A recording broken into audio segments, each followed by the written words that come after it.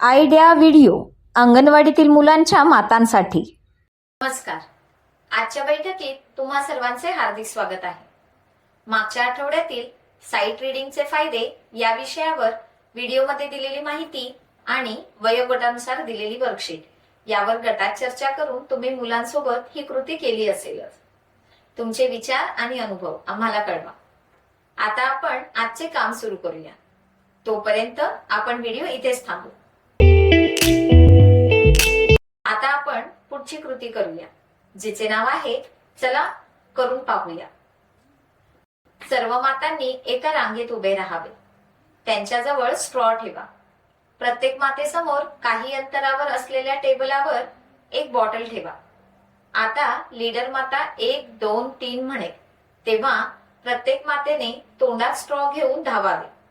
Bottle जवळ पोहोचून त्यात स्ट्रॉ टाकायची आहे। दिलेल्या वेळात बाटलीत जास्तीत जास्त स्ट्रॉ टाकणारी माता विजेता असेल।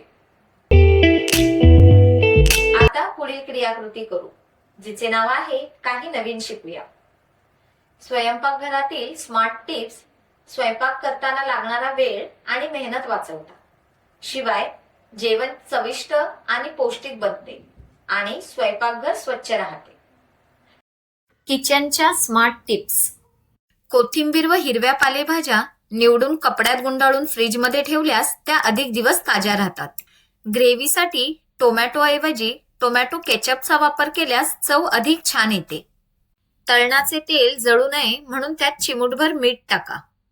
बदाम भिजवून ठेवल्यास कापायला सोपे जाते। लिंबाचा रस काढण्यापूर्वी लिंबू कोमट पाण्यात बुडवून ठेवा। भेंडीची भाजी चिकट होऊ नये म्हणून त्यात 1 चमचा दही टाका। शेंगदाणे भाजण्यापूर्वी त्यांना थोडंसं पाणी लावल्याने ते अधिक खमंग आणि कुरकुरीत भाजले जातात। ग्रेव्हीची चव आणि रंग वाढवण्यासाठी कांदे तळताना त्यात अर्धा चमचा साखर घाला। पालेभाजी शिजवताना त्यात खाण्याचा सोडा टाकल्याने तिचा हिरवा रंग तसाच टिकतो। या व्हिडिओचा तुम्हाला कसा फायदा होऊ शकतो हे सर्व मातांनी एक एक करून गटात सांगा। चला आता पुढील क्रियाकृती करू, जिचे नाव आहे घरी जाऊन मुलांकडून करून घ्या। घरी मजेदार खेळ क्रमांक 1, घराभोवती अंक कार्ड लपवा आणि मुलांना अंक कार्ड शोधून ते अंक ओळखण्यास आणि क्रमाने लावण्यास सांगा। खेळ क्रमांक 2, ऋतूंची ओळख। मुलांना ऋतूनुसार घालता येणारे कपडे आणि खाद्यपदार्थांचे चित्र काढण्यास सांगा, जसे की उन्हाळ्यात आईस्क्रीम किंवा हिवाळ्यात स्वेटर। दिलेल्या वर्कशीटमध्ये मुलांच्या वयोगटानुसार क्रियाकृती दिली आहे, त्या समजून घ्या आणि मुलांकडून करून घ्या। दिलेली क्रियाकृती आणि वर्कशीट करण्यात मुलाला आनंद वाटला का? हा अनुभव आमच्या सोबत नक्की शेअर करा। आजच्या क्रियाकृती इथेच संपत आहेत।